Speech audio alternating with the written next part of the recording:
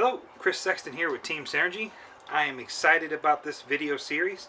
We're going to be building ourselves one of the brand new Synergy E5s. This is an electric, true 550 electric helicopter. A few quick things about this guy if you don't already know. This is a brand new release. It was released to the public on December 7th of this year. It's been out right about a week now. You've got some really cool innovative things on this. Out of the box stock, true 550. This thing is designed to swing the new rail 556mm mains. Of course, any 550mm blade would be appropriate.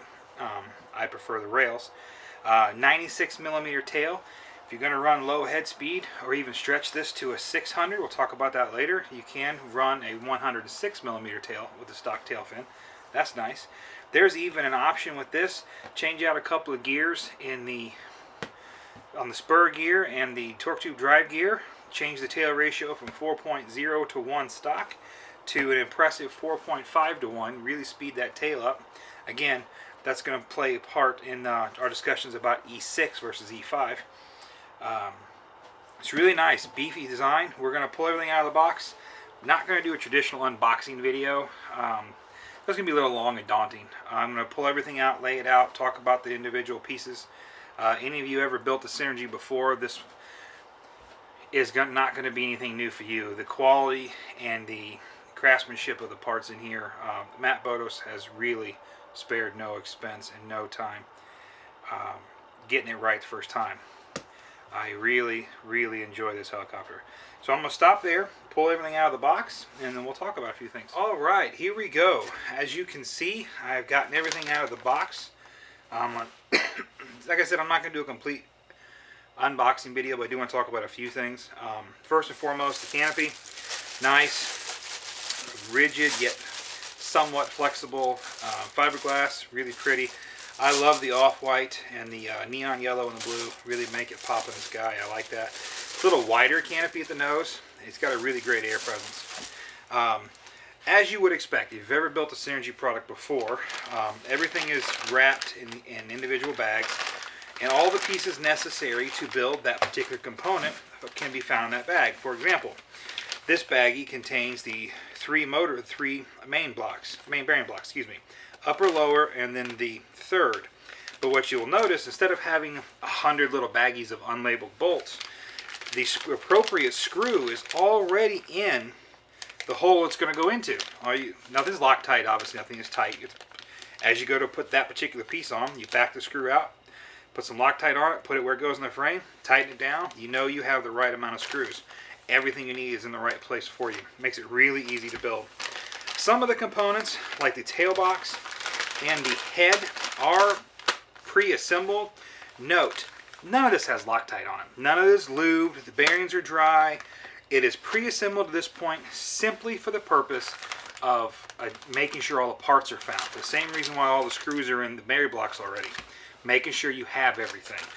Please do not assume this has together. The last one of these I built, the spindle screws weren't even tight. If you were to throw this on the heli and fly it like this, I promise you'll have problems. Please take it apart, lube the bearings. It's not pre-assembled. It's just, it's not completed and assembled and Loctited. It's just assembled for parts counts. Any heli kit should be stripped down in my mind. There's an argument about that. But I will pull every bolt, every swash ball, every thrust bearing, lube them all up. Choice of lubrications for thrust bearings, we'll talk about that later. Again, don't assume it. Take it apart. Nice, beefy. Now this right here, this is something that's not in the manual, but it came up in discussion on the forum, so I'm going to clarify it here. The main gear on this helicopter is a beefy CNC machine Delrin gear. It's not molded, and it is Mod 1. Main gear is Mod 1. Helical cut. Now this is not your standard helical angle. Matt put a lot of thought into the angle on these gears to both maximize gear performance as well as limit the helical thrust on the bearings of the motor. You have to be careful. Not every Mod 1 helical pinion is going to mount up to this. Much to my point, the angle is slightly different. You can't even use the Synergy E6, E7 helicals. As you can see here, they don't quite line up. You see the angle, how it's deflected there? That'll cause problems. And the reason that is done is to maximize the use of the gear while limiting the helical pressures on the motor shaft and motor bearings. So they're very well thought out there. Now, one of my favorite parts of this helicopter, the torque tube drive gears, whether it be the spur, the torque tube crown gear, and mushroom gears in the umbrella gears, excuse me, in the tail, or the drive gears in the transmission. These torque tube drive gears are a monstrous modulus 1.25, massive. Again, CNC machine Delrin, no molded gears in this thing anywhere. Again, this is pre-assembled, but I am going to pull it apart. Make sure the one-way bearing is oiled, not greased, oiled. We'll talk about that later. And then check the Loctite in these screws. I am actually building this kit as an E6. I think I've alluded to that already. And with that, because I plan to run a little lower head speed, I am going to run the 4.5 to 1 ratio. So this is one of the gears that gets changed. Again, we'll talk about that when we get there. Again, massive, massive Mod 1 gear. Came up in discussion on the forums. Matt touched on it, confirmed it is Mod 1. I'm putting it in the video. Hope that helps explain that. As you would expect, typical Synergy metal washers, metal nuts that go into the skid pipes. Skids look like E7 skids but smaller. It's great because they're beefy. This is a stock torque tube system, so of course you've got an aluminum boom and the appropriate hardware, carbon fiber boom supports, carbon fiber control rod, metal boom clamps, everything you need to put together. Again, this is the 550 boom. I'm going to be using a E6 boom to make the swing 600s. Again, we'll talk about that later when I start talking about the boom. And then I have to talk about these frames, because these frames are a work of art. I know every helicopter on the planet has their thing, and it doesn't matter if it's what brand it is, but in my mind, one of the major things that Synergy gets right is the quality of the frame. Now, this is a 2mm high quality rigid carbon. Edges are smooth. Still going to take a little light sanding of that just so it doesn't fray any wires, but you're not going to find any jagged edges anywhere. I mean, this is just a really well machined, pre-cleaned up frame. Very, very sturdy. Offers a lot of places to mounting batteries and relocating electronics, and it's just a very well laid out frame design. Very, very rigid. These frame width on this guy will actually support pretty big motors. The frame width is actually 52mm on the inside, so you can put a pretty big motor in there. The Scorpion 4035 series, for example, it's a 700 class helicopter motor. Dropping this no problem. Give yourself a really, really powerful 600 or stupid powerful 550 if you wanted to. But nice wide frames, very beefy. We'll talk more about the frames as I start to put it together. But that's really everything I wanted to show you from inside the box. Oh, missed one thing. The most important part of this box is not what's in it, it's what's not. And I want to take a moment and explain why. What you will find when you open the box, rather than an owner's manual, is a letter from Matt explaining that, first, thanking you for your purchase, encouraging you to check out the support forums for any up-to-date tricks and tips that might be coming up, as well as a place to download the most current manual. And the reason that is nice, rather than print a bunch of manuals, version 1.0 for example, if he had printed the version 1.0 manual, there would have been revisions already. We're already on revision 2.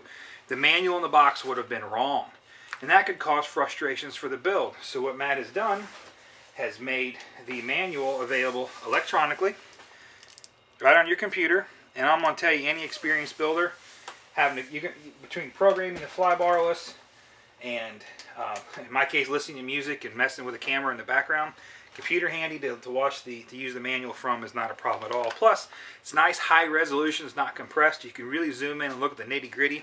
If you're having a hard time figuring out which hole the particular bolt goes in, put up on the computer and zoom it in. Piece of cake. I know some are going to be disappointed there's no printed manual in the box. I, for one, am excited that there wasn't, because I'm just going to use the one on the internet anyway. Why waste the paper? That's really all I got for this segment. While we're break, I'm going to clear off the workbench, open up some of the plastic. I like to start with building the head and the tail boxes, as well as the swash plate. Those pieces have a lot of Loctite in them. Got to get the bearings greased. I like to start with those so that by the time I get the helicopter together, that Loctite's had plenty of time to cure. So I'm going to clear things off, and when we come back, I'll be taking the head apart. Okay, here we are. I've got the head completely tore apart. Now, mine, oddly enough, mine did have a little Loctite on the spindle bolts. A little surprised by that, but no problem at all. A couple 4mm wrenches, and it broke free. I torqued everything apart. There were a couple things I want to talk about real quick I saw when I was taking it apart. One, any of you have ever built an E7 or an E6 for that matter, this won't be any surprise to you, but the E5 grips have these blade bolt inserts. So you can either run, by default it's going to be a 4mm bolt for the 556 mains. The 4mm bolt is also more than sufficient for the 606 mains. So these inserts are removable. Presumably you could use a different insert, possibly one from the E7, if you wanted to run the 5mm main blade bolt. It'll be up to you. But the reason I want to talk about this is these are pretty much a press fit. They don't all drop in and out. But you do have to, if you look, it's going to be hard to see in here, but if you look here, this groove in the grip is actually the path for the thrust bearing to come out of. You have to push these inserts back a little bit to get the thrust bearings to come out. So make sure you don't, if you're fighting with that, you could mar up your thrust bearing race if you're not prepared to slide that insert out of the way. If you have one that's loose like I do, no big deal. You can either use a little green Loctite and put it back in, or just leave it loose. Not really going to cause a problem. It doesn't capture a nut or anything. But I'll probably put a little green Loctite on there just to capture it. I don't like it falling off if I go to change the main blades. A couple things about the structure of the head while I have it apart. While I have the grip in my hand, a couple of quick things. One, look at the finish on that. It's just beautiful. Everything is machined real clean. Tolerances are tight. I did have to use a little bit of heat to get the thrust bearings and the radial bearings out. That doesn't really surprise me. In fact, I like that. I like it being a snug fit. I don't want things falling around in there. A little bit of heat from my heat gun. Warmed it up. Popped it on the table. Bearings fell right out. Wasn't a problem at all. You probably don't need to take the radial bearings out of the back here. I took it out just to show you what the contents of the grip head are. The typical inner and outer radial bearing. There's a real thin shim, and then a nice beefy thrust bearing.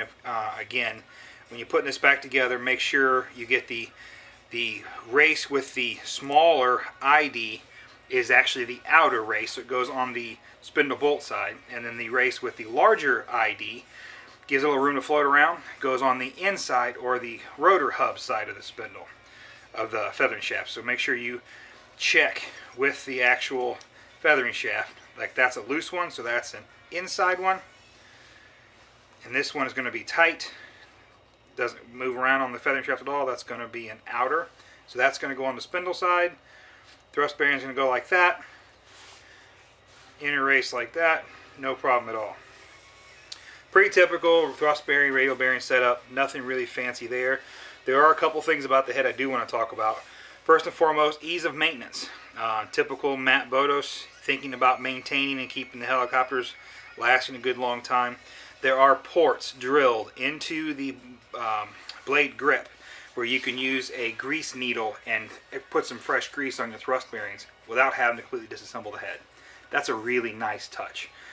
Both grips are omnidirectional. You can use them either way, so there are holes on both sides of both grips. Very nice.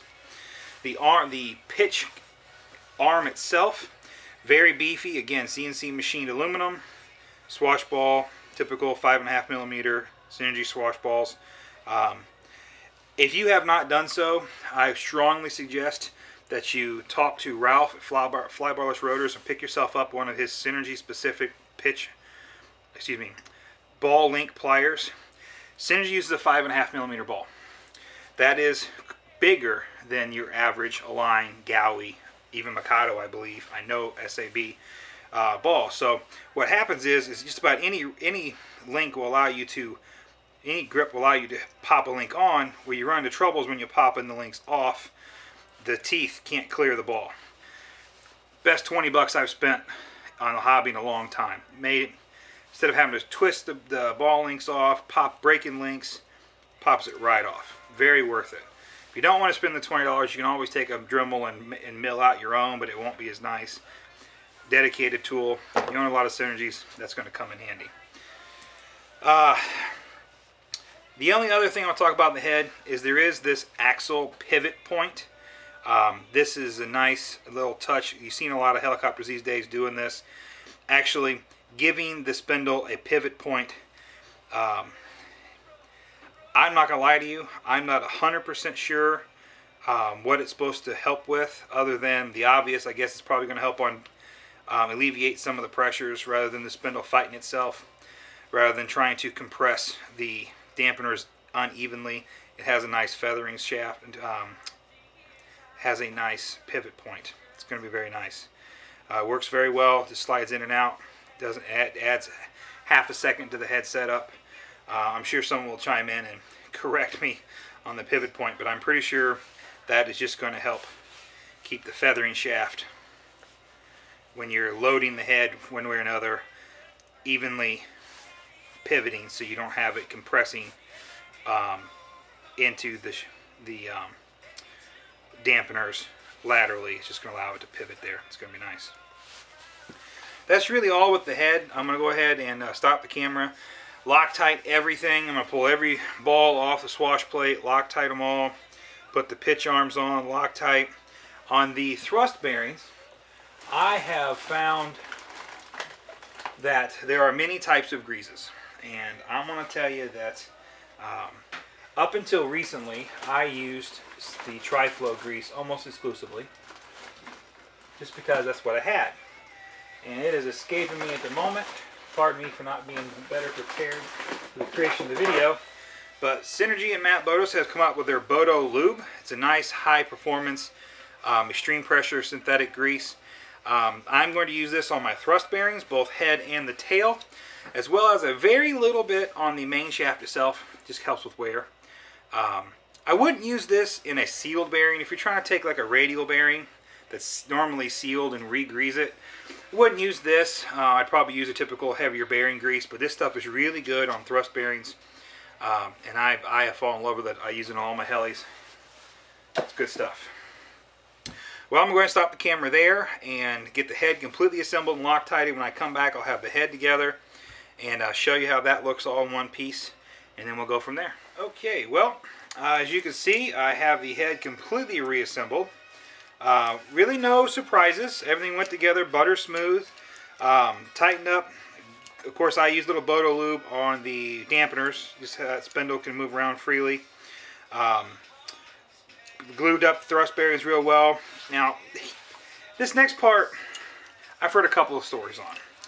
I use red Loctite on anything that can cause me to crash.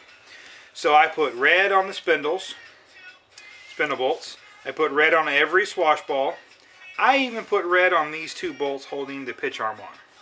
Now, will that make it more difficult to pull the head apart for maintenance? Yes. Will it make me feel better about my head not flying apart or developing slop needlessly? Infinitely.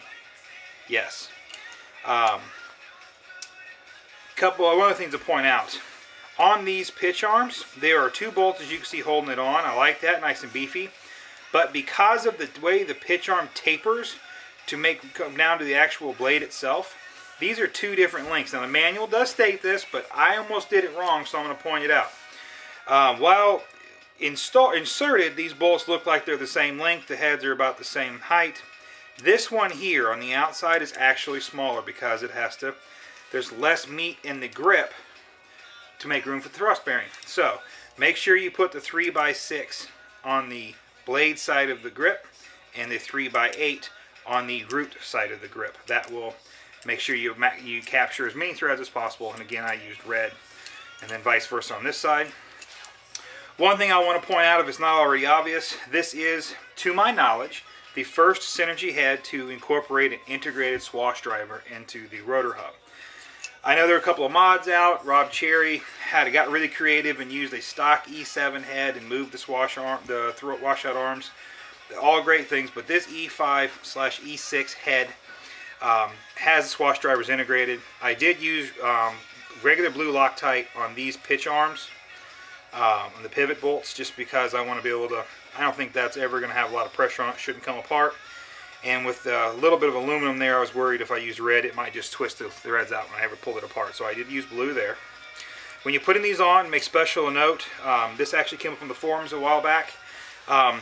These pitch links have an inner and an outer. It's really hard to see on the camera, but I'm going to explain it. The way you know which side of the pitch is the inner, if you look at the actual link, the side that has this little halo or circle around it, that is the inner. That pops onto the ball first.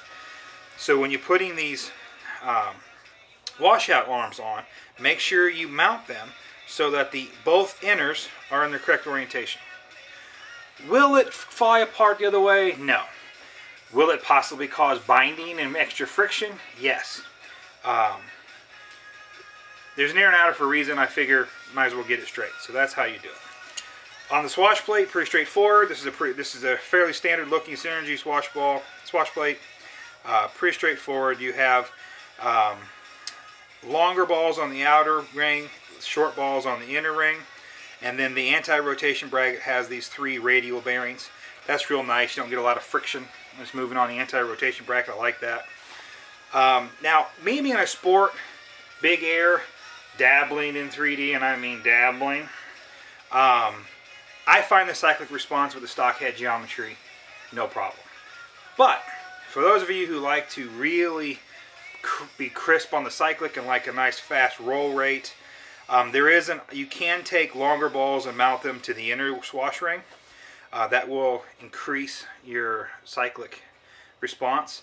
One word of caution: the threads on the long arms need to be ground down a couple of teeth so that when you screw into here, you don't impact the bearing in the Heim joint and cause friction there. So if you decide to put long arms on the inner ring, make sure you grind a couple of threads down so that it doesn't damage the impact of the bearing. There's lots of thread there. The threads come all the way through that big beefy arm there. A couple of threads aren't going to cause any problems. You have plenty of grip. So that's one optional mod. I'm not doing it, but again, I don't need the heli to roll 4 times a second, so it's all good. Alright, I think, guys, for the first night, I'm going to stop there. We didn't get a whole lot done tonight, but my last build series videos, the videos ended up being 20-30 minutes long. They were hard to watch. I'm going to try to keep them shorter. Hopefully hold attention a little better. The next video we will pick up, I'm going to be dealing with the tail, getting that completely set up so Loctite can set, and then start where the manual starts, putting the frames together. So the next video, this thing will start looking like a helicopter. Thanks for tuning in, guys. We'll talk to you later.